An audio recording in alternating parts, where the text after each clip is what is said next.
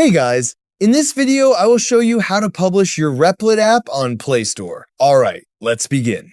After you finish creating your application on Replit, you just need to copy your live web application link. Next, open your web browser and navigate to median.co.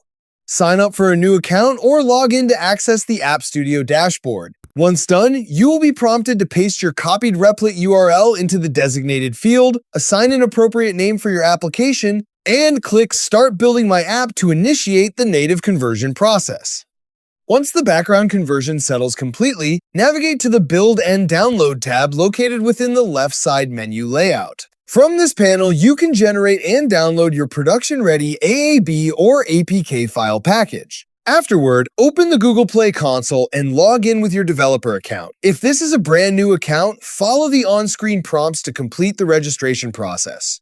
Click on Create App, populate the required metadata fields, upload your downloaded file package, and click Submit to send your project out for final store approval. So that's basically how you can publish your Replit app on Play Store. That's it for this video. Thanks!